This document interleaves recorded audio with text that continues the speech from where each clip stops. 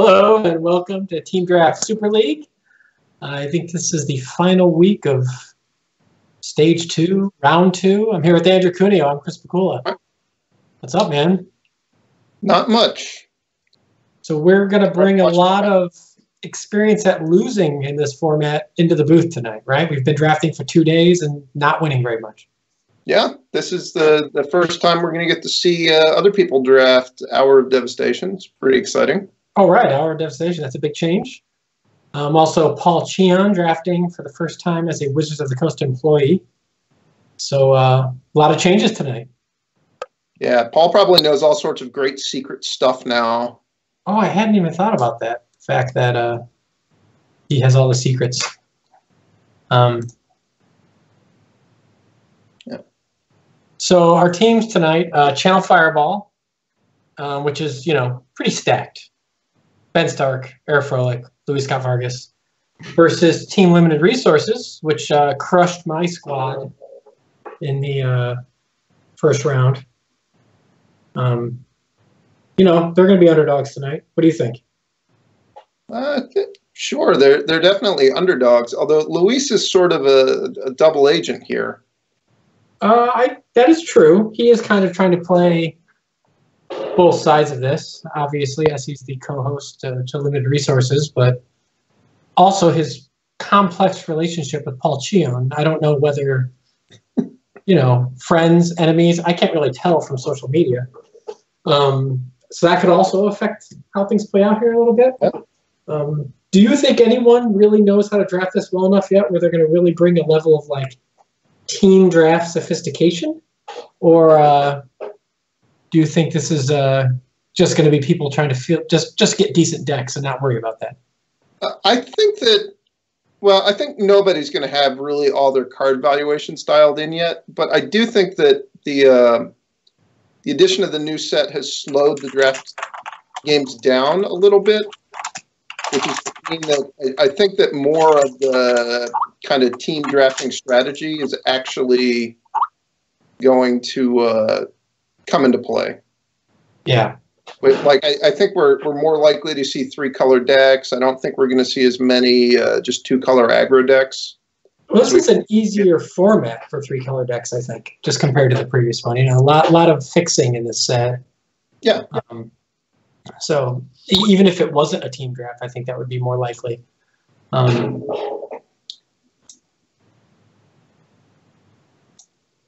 So I'm sorry, I'm having slight technical difficulties here.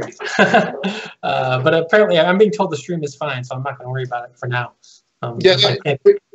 Your camera's still working, and I can still hear you. So yeah, I can't see anything, but we'll worry about it. If the draft starts and I can't see, then I'll worry. I'll just make up what the cards are. That sounds perfect. That does not surprise me at all. Although when you say it's when you try to tell me Mons Goblin Raiders is the rare, I'm not going to believe you.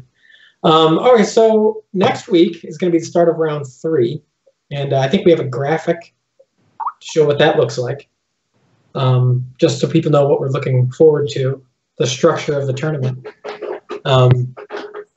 I, of course, can't see. Oh, there it is. Now I can see. Yeah. So, yeah, next week we have Peach Cardinal versus Goat Stew. Now, the winner of that will make the top 4. They will join the winner of tonight plus the winner of, I guess, last week was Team Madison. Does that sound right to you, Andrew?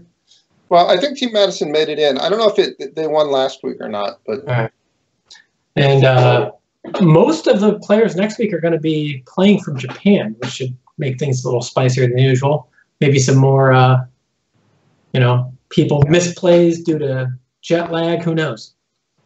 And then August 1st, Dem Boys and the loser of tonight will be doing the same thing, playing for a shot in the Final Four. And I don't know what the bracket looks like after that. Randy Bueller crafts a complex web of a tournament here. That I think it wasn't this just a double elimination tournament, and well, I know I lost twice and I'm eliminated, so yeah. Well, I think that we're seeing the last of the. Well, I guess this is the last of the first round. So this is 2 1-0 players. Their teams playing against each other, and then we'll go through to the losers bracket. Oh, here we go. 8 Yeah. teams, 2 Swiss. Okay, so these are 1-1 teams that are playing for spots in the top 4. Well, no. This is the last. This is the last of the 2 rounds of Swiss. Oh, okay. Then they're about to start the next 2 weeks will be the 1-1s playing for spots in the top 4. Ah, see, I was eliminated so quickly that I never even got to really look deeply into this. The 4th line on this graphic is that's where you're at. Yeah, it's got a little arrow pointing to a skull. I don't know how I feel about that. I mean, it's apt. I don't feel as bad as that skull looks. So what do you think? So Ben Stark. Ben Stark has been known to have pretty strong feelings, stronger feelings about team draft than just about anyone else in this league. Where just he really seems to navigate these, or at least, especially when he was commentating on other people's drafts. I think he was advocating deviating from your normal draft strategy more than pretty much anyone else. Would you agree with that? Well, he certainly was advocating it more than anyone else. But you don't know I think that but some of that's just his personality. If you went and you looked at the draft viewers, I think he and Huey both had pretty similar approaches to. I agree with that. Huey hasn't been in a booth much, or at least I didn't see when he was. So I agree. He drafted similarly. He had 3-color decks that did not look particularly strong, and some of that was due to doing a fair bit of counter drafting. I don't think he's covered a draft like Ben has to go quite as deep into it. I do. I think that with Hour of Devastation, it's going to play towards Ben's approach more for sure. So I think that we're going to see him probably draft in a similar fashion. Whereas if we'd been doing triple Amonkhet again, maybe Ben would have made an adjustment to focus more on just a good 2-color aggressive deck. Yeah, I think that. There's a lot of things different. The gold cards don't seem quite as powerful, so it's like we're not going to have that gold uncommon thing where some people just kind of Yahtzee. I don't know. It definitely feels slower. Gift of Paradise was in Amonkhet, but the format feels more like a Gift of Paradise format now than it did before. Although obviously Dustin Stern, if you follow him on Twitter, he has been doing a lot of trash talking of pros lately, and I know he was drafting a lot of Gifts of Paradise and winning a lot at the end of the Amonkhet format. So yeah. No, you don't like that? You don't like the Dustin Stern trash talk? Well, I think that basing your claims on how you're doing in the draft league when the majority of the good players have stopped playing is just kind of silly. But I agree with that somewhat. It's definitely true that although a lot of the I don't know, the leagues can change in player quality over time for sure. So even if a lot of the real hard Magic Online grinders are still around, I feel you're right that most of the Gold and Platinum pros have kind of quit drafting the format at least a couple weeks ago. Especially with Vintage Cube around, I think that took a lot of people out of that queue. I still think it generally knew what he was doing, though, but sure.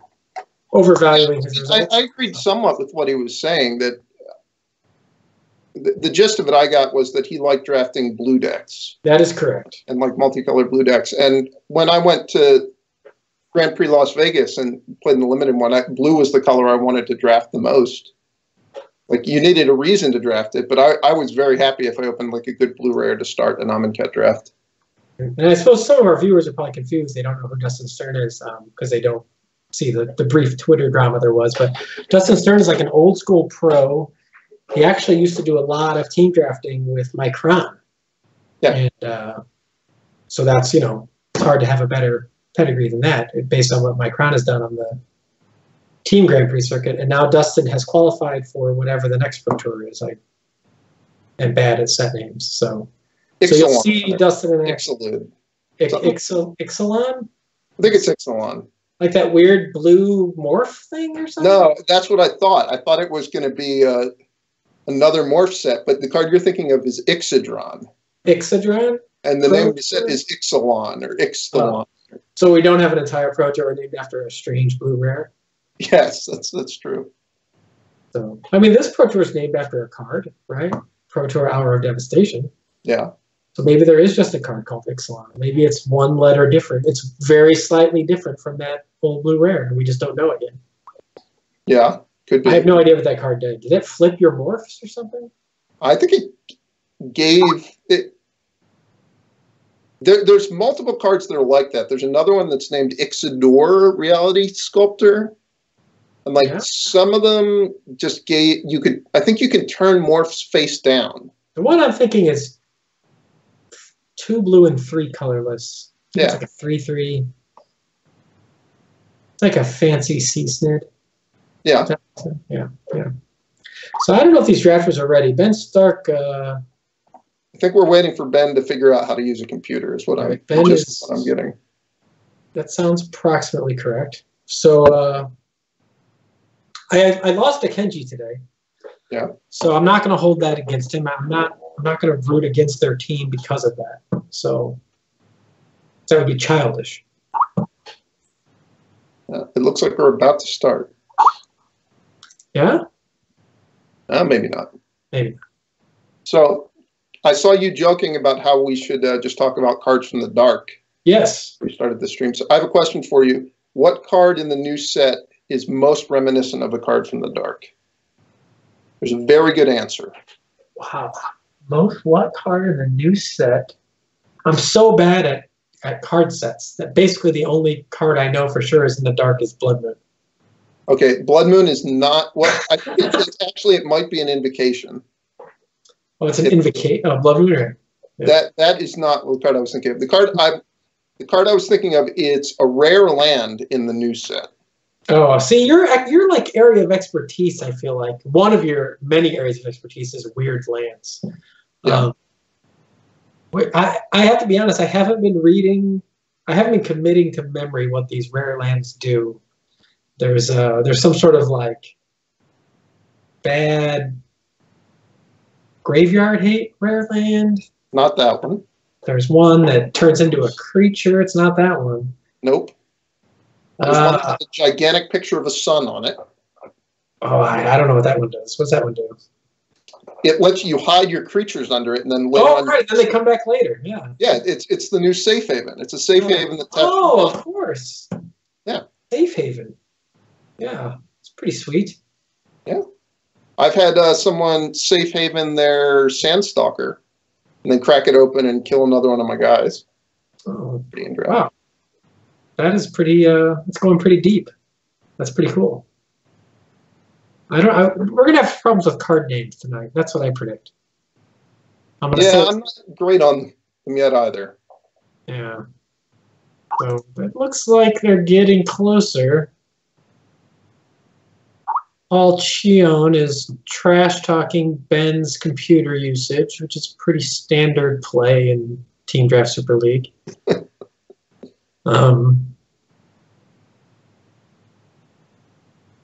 Do you think anyone's going to hold back their best drafting because they don't want to give away their Pro Tour tech? Although one complete team is not in the Pro Tour, and actually 4 of the 6 people aren't playing in the Pro Tour, so won't be a factor.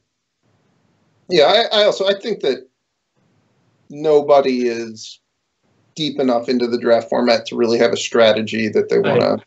And to be honest, draft strategy is so precise these days that the idea that any strong opinions you had that other pros didn't share probably wouldn't even necessarily apply to a 6-man draft just due to the subtleties. So I don't think it'll be an issue. I think this will be a pure draft. No one's got to feel like they aren't seeing the real action, especially because these guys want to win, you know? Like I said, Luis and Paul, they don't like each other. They don't want each other to win. I think you may be reading a little bit too much into social media. Are you sure? Yeah. Oh, all right. You're probably right. They probably like each other. Ben Stark's not going to throw a match, though. I'll tell you that. He wants to win. Oh, we're going to the draft. Let's see it. Let's see what Ben opened.